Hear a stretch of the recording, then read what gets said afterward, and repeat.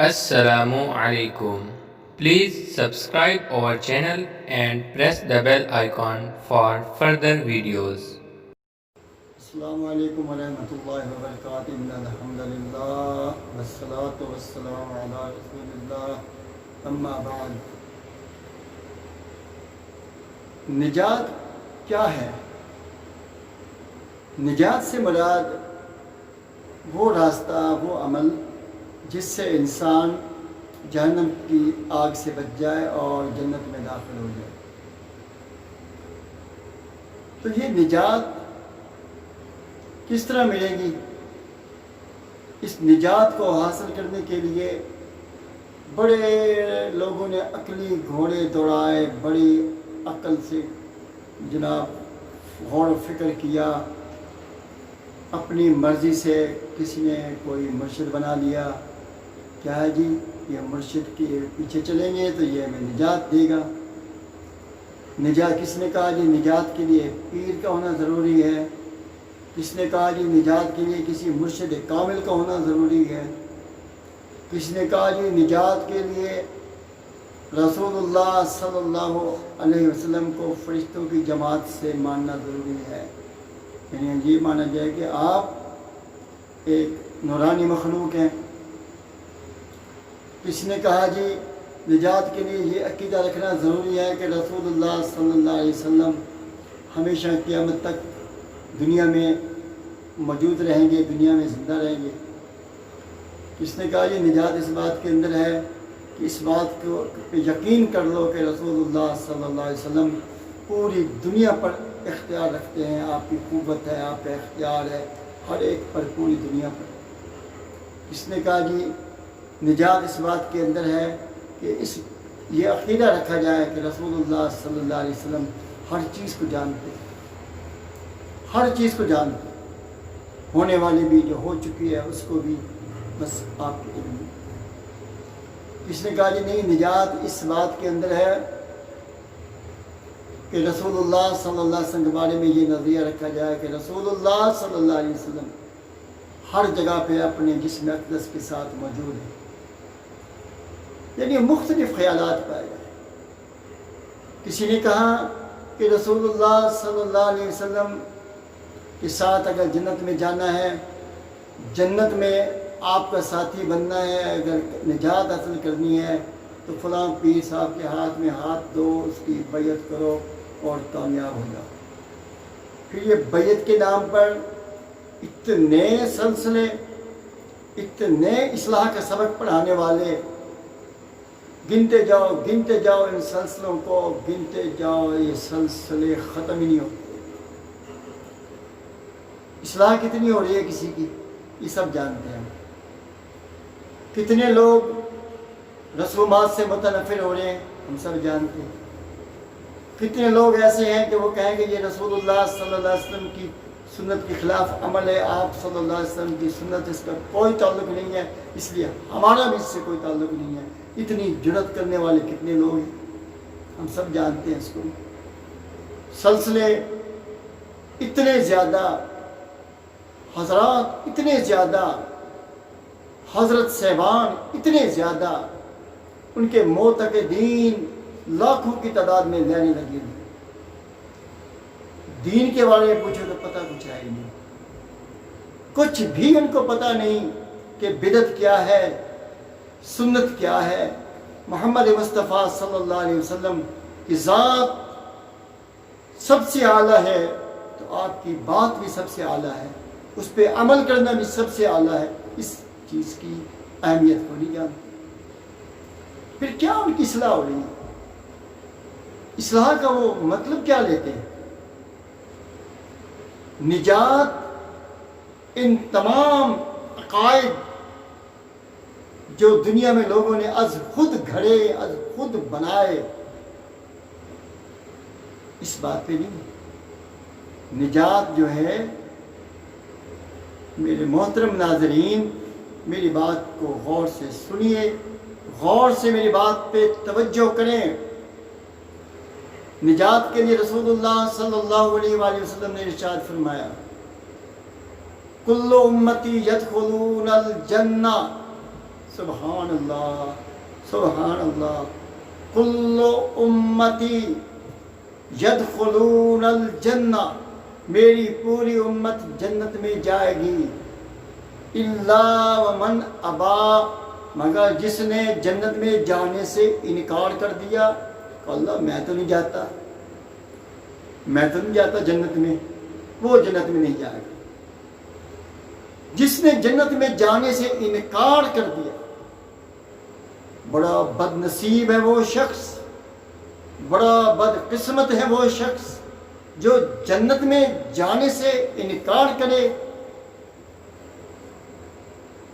جنت میں جانے سے انکار کسی بھی صورت میں جائز نہیں. خواہ قوالی کی شکل میں کوئی کہہ رہا ہو، عارفانہ کلام کی شکل میں کہہ رہا ہو، بالکل اجازت نہیں اس بات کی. تمنا کرنے کا حکم ہے، جنت کو طلب کرنے کا حکم ہے.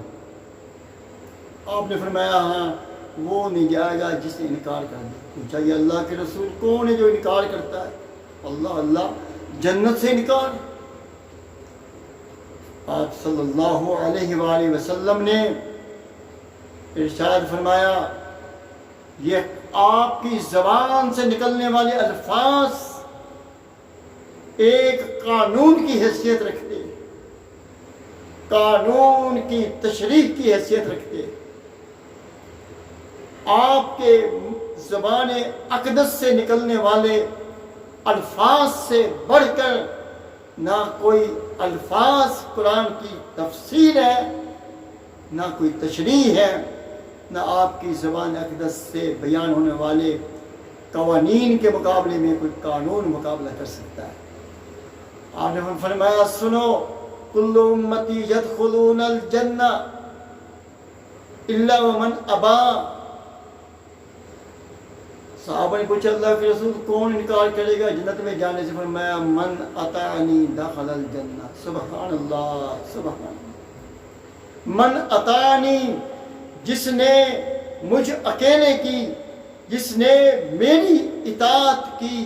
من اطاعنی دخل الجنہ. سبحان اللہ، جس نے میری اطاعت کی. آپ صلی اللہ علیہ وآلہ وسلم نے ارشاد فرمایا جس نے میرا کہنا مانا، میری اطاعت کی، نماز مجھ جیسی، روزہ مجھ جیسا، سحری مجھ جیسی، افطار مجھ جیسا، نکاح میرے حکم کے مطابق، شادی میرے حکم کے مطابق، موت میرے حکم کے مطابق، جنازہ میرے حکم کے مطابق، جنازے کے بعد کیا کرنا ہے وہ میرے حکم کے مطابق، قبر پہ جانا ہے، دفن کرنا ہے، کیسے کرنا ہے، کفن کیسے دینا ہے، قبر کیسے بنانی ہے، قبر میں کیسے رکھنا ہے، کس رخ اس کو لٹانا ہے میت کو، اس سے پہلے جنازہ کیسے پڑھنا ہے. یہ سارے کام جو بھی کر رہا ہے میری طرح میرے حکم پہ کرے. من اطاعنی دخل الجنہ، اس نے میری اطاعت کی وہ جنت میں داخل ہوا. آج تو مسلمان کو نماز میں بھی رسول اللہ کی اطاعت کرنی مشکل نظر آتی ہے. کہتے جی میں تو اپنے حضرات کا پابند ہوں، جس طرح میرے حضرات اکابرین کہیں گے میں تو ویسے عمل کروں. اور پھر اس سے بڑھ کر یہ ظلم کہ اپنے پیش امام سے، اپنے بزرگ سے، اپنے پیر سے اس سے مسائل نہیں پوچھتا، مسائل کے دلائل نہیں پوچھتا ان سے. حضرت صاحب ہم جو حضرت محمد صلی اللہ علیہ وسلم کے امتی ہیں، آپ جو کچھ ہم سے کرا رہے ہیں کہ اس کا ثبوت ان سے بھی ہے کہ نہیں؟ یہ کہتے جی تو حضرت صاحب کی محفل ہے، یہاں پہ تو کوئی بات نہیں کی جا سکتی، ان سے تو کچھ نہیں پوچھا جا سکتا. وہ تو بڑے اللہ والے ہیں، بڑے کرنی والے ہیں، بڑے جناب، ان کا تو بڑا احترام ہے، وہ یہاں ہمارے پاس آئے، ہم ان سے پوچھیں کہ حضرت صاحب یہ بتائیں قبر پہ اذان دینی رسول اللہ کی سنت ہے کہ اللہ کے رسول نے قبر پہ اذان کہی تھی؟ ہم ان سے یہ بات پوچھیں حضرت صاحب ہمیں یہ بتاؤ کہ باب صوم غد نوائی تو کس کتاب میں لکھا ہوا ہے؟ یہ حضرت صاحب تشریف لائے، ہم ان سے یہ بات پوچھیں کہ جنازے کے اندر جب ثنا پڑھتے ہیں تو جلا ثناؤ کا پڑھتے ہیں، یہ جلا ثناؤ کا کہاں لکھا ہوا ہے؟ ہم یہ باتیں پوچھیں ان سے؟ نہیں بھائی، ہمارے حضرت صاحب بڑے کرنی والے، بس وہ آئے ہیں. عجیب بات ہے بھائیو. ویسے ہم نے پیر صاحب جو ہے وہ اس لیے رکھا ہے، اس کو پیر صاحب ہم نے اس لیے بنایا اپنا کہ ہم اس سے دین سیکھتے ہیں، وہ ہمارے مرشد ہیں، دین کی باتیں کرتے ہیں، کوئی نہیں ہم ان سے. میرے بھائیوں اس باتوں پہ غور کریں، میری باتوں پر۔ ٹھیک ہے میں سمجھتا ہوں میری باتیں آپ کو کڑوی کثیری لگ رہی ہوں گی، لیکن میں وہ باتیں کر رہا ہوں جس سے میری بھی آخرت سمجھ جائے گی، آپ کی بھی آخرت سمجھ جائے گی۔ آپ نے فرمایا جس نے میری اطاعت کی دخل الجنہ، وہ جنت میں داخل ہو گیا۔ یہ ہے مقام مصطفیٰ، یہ ہے محبت مصطفیٰ، یہ ہے مرتبہ رسول اللہ کا، یہ ہے شان پیغمبر عالم کی، یہ ہے مرتبہ رسول ذیشان کا۔ جس نے میری اطاعت کی دخل الجنہ، وہ جنت میں جائے گا۔ ومن عصانی، جس نے میری نافرمانی کی، جس نے میری نافرمانی کی، اللہ اکبر۔ او خوشیوں کے موقع پر ناچنے والوں، جھومنے لگانے والوں، اور موت فوت پہ رسومات رواجات کی لائن لگانے والوں، کبھی سوچا بھی ہے کہ رسول اللہ کی نافرمانی تو نہیں ہو رہی؟ یہ کہیں رسول اللہ کی نافرمانی تو نہیں ہو رہی؟ کبھی یہ سوچا ہے کہ میں تو یہ عقیدہ رکھتا ہوں کہ اللہ کے رسول صلی اللہ علیہ وسلم یہاں موجود ہیں، حاضر ہیں، اور پھر میں نے ایک پیر بھی بنایا ہوا ہے اپنا، تو کیا میں رسول اللہ کی موجودگی میں کسی کو اور کو پیر بنا سکتا ہوں؟ کیا میں رسول اللہ صلی اللہ علیہ وسلم کی اقدس کی موجودگی کے اندر کیا میں کسی اور پیر کے ہاتھ میں بیعت کر سکتا ہوں؟ کبھی سوچا ہم نے ان باتوں کو؟ اندھا دھند بس بھیڑ چال ہے کہ جا رہی ہے، چلتے چلتے جا رہی ہے۔ تو سوچو اللہ کے بندو، اللہ کے بندو سوچو۔ آپ بھی کہتے ہو کہ یہ تعلیم یافتہ لوگوں کا دور ہے، تو پھر تعلیم کس کام کی کہ ہمیں منصب پیغمبر جو ہے صلی اللہ علیہ وسلم اس کو عملی طور پر سمجھنے کا موقع ہی نہیں ملتا۔ آپ نے فرمایا ومن عصانی فقد ابا، جس نے میری نافرمانی کی اس نے جنت میں داخل ہونے سے انکار کر دیا، اس نے جنت سے داخل ہونے میں انکار کر دیا۔ اللہ اکبر۔ تو جنت میں داخلہ کا مطلب یہ ہے کہ آپ کو اگر جنت میں داخل ہونے کی خواہش ہے، تمنا ہے، تو پھر آپ اللہ کے رسول صلی اللہ علیہ وسلم کے کہنے کے مطابق زندگی بسر کریں۔ اگر آپ نافرمانی کر رہے ہیں، آپ نمازوں کی پرواہ نہیں کرتے، آپ نمازوں کی پابندی نہیں کرتے، آپ قرآن کی تلاوت کی پابندی نہیں کرتے، آپ نماز ادا کرتے ہوئے اس کے طریقے پہ غور نہیں کرتے کہ میں کیسے پڑھ رہا ہوں، میں ایسے دیکھو دکھائی میں بس عبادت کر رہا ہوں، کبھی غور نہیں کیا، کبھی سمجھ پیدا نہیں کی، تو پھر آپ تو رسول اللہ کی نافرمانی کر رہے ہو۔ فرمایا کہ جس نے میری نافرمانی کی اس نے جنت میں جانے سے انکار کر دیا۔ میرے بھائیوں، نجات کی راہ رسول اللہ کی اطاعت، نجات کی راہ کتاب اللہ کی تعلیم، نجات کی راہ رسول اللہ کی